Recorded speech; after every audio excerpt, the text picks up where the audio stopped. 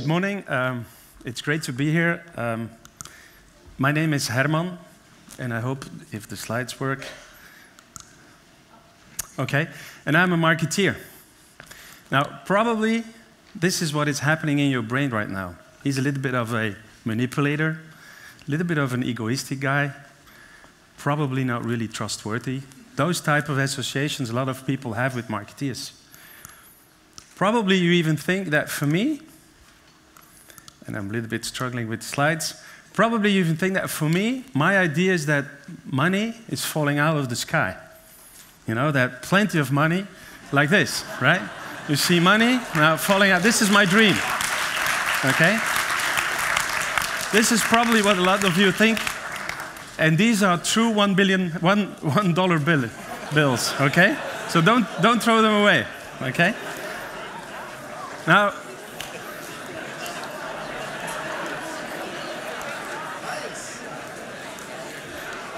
okay? Now, probably you have the same associations as with these guys.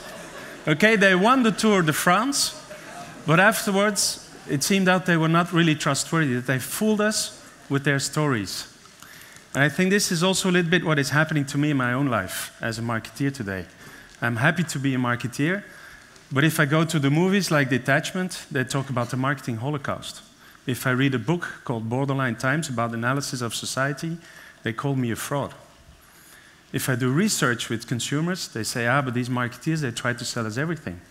And even with my own girls, you know, at breakfast table, some of the clients I used to work for, now I have to tell to my girls, don't eat or drink too much of that, you know? So I'm not really proud anymore of being a marketeer. So my question to myself is, after the last 30 years in the neoliberalism and overconsumption, isn't it time for us also marketeers to ask ourselves some very fundamental questions?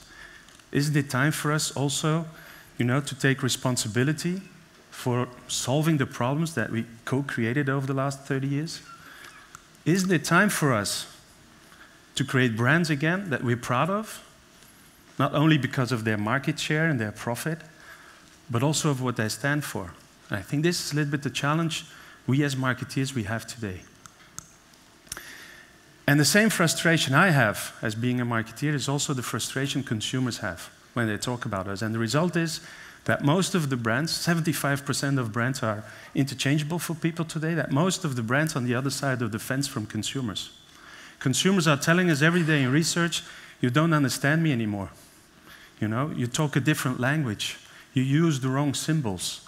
You're not part of my life anymore. So somehow the frustration I share as a marketeer when I listen to consumers, that's also the problem we have with brands today is because we are on the other side of the fence. So if you want to be on the same side of the fence as consumers, you know, these are the 5 questions they ask us. Can I trust you? You know, do you really take care about me? Do you try to make things better for me? Do you try to make my world a little bit of a better place? And do I get a voice? And as marketeers, we have the challenge to find answers to those questions, you know, to be positive to consumers and to create a future together. So the future we're talking about today, for me, is not a future that is changing, but it's a world that is in full transformation. I think we are leaving a world behind us and we are moving into something else. It is a fundamental transformation, and what I used to say, it's rock and roll outside. So we better keep our eyes open, because it will not be the same anymore. It will be completely different. And for me, in my analysis, what I did is I make a distinction between the old world and a new world. And some people, these are the gray bars, they want to go back to how it was before 2007. And blue bars, blue people say, yeah, but we cannot go back. We have to move into something else. And what is so special about today, about this era, is that we have both of them. That makes it so complex. We have people who want to go back and we have people who want to go forward. So we have different speeds of how people are moving into this new world or how people try to hold on to the old world. And what I did, I said, well, you have the old world and you have the new world, but we cannot move to the new world without a transition phase. And I call the transition phase the corrective phase, because it's what people need to let go of the old world. A lot of the language we hear today, like, you know, stepping out of the rat race and consuming less and all those type of things and slow food, for me, It's a little bit of a signal that we are trying to get loose from the old world before stepping into a new world. And this is also the challenge we have as businesses, as marketeers, to find answers to those different speeds. You know, but the whole question, of course, is if you want to let go in the Western world of neoliberalism that we have known for the last 30 years, what will be the new answer? What will the new world be all about? And we don't know. A lot of people are looking for answers, but I believe that it will have something to do with the good life. It will be a society where it's not economics who's the only solely power, you know, regardless or irregardless of politics or religion, those type of things. I think we will see a more balanced society where we balance private life with professional life, with material and immaterial, with egoism and geocentrism. We will balance, so it's something, it has something to do with finding answers and finding symbols and finding solutions for people, you know, to go for the good life. And this is where I believe, and this is also what this talk for me is all about, it's kind of an invitation to marketeers and CEOs. We have a huge responsibility, but also an enormous opportunity to create new world companies, to create new world brands. The challenge is up to us today. The world is ready for it, we just have to accept the challenge and start doing it every day. And we talk about purpose today, but also for me, key area is what is the purpose of business? Probably if you ask it to most of the CEOs today and marketeers, they will say, well, the purpose of business is my next quarter bottom line results. The purpose of business is maximizing my profit. I think we have to change that point of view. I think the purpose of business has become the business of purpose. What if we would create companies and brands that say, well, it's my purpose, you know, to create reasons for people to be happy. I think that's where it all starts. It's not about maximizing profit the short term, it's about creating reasons for people to be happy. And then we say, well, profit for me, it's not a goal, but it's a reward. Profit is a reward for what I do and why I do the things that I do.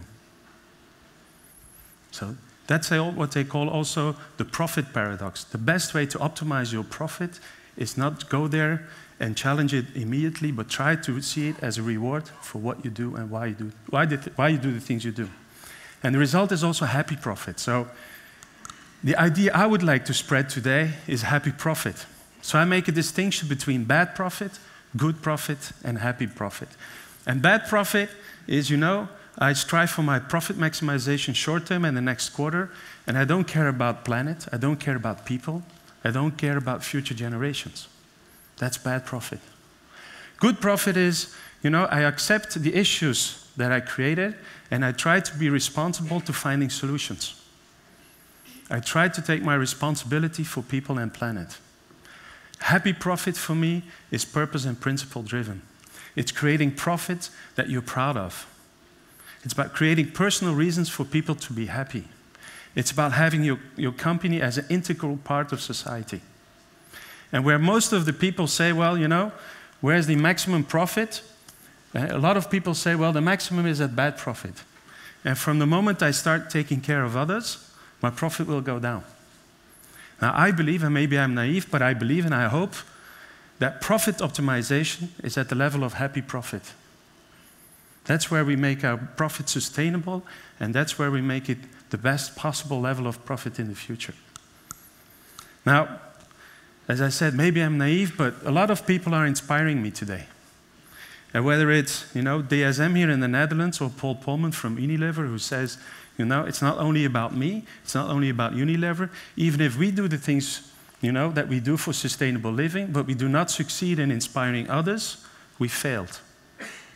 Or Patagonia last year who said, you know, don't buy this jacket unless you really need it. Or Tesla Motors, where they said, you know, maybe you should build small cars, electric cars, because probably people will not pay a lot of money for them and they will only do short distances. But they decided to create sports cars and big cars, and they're doing extremely well.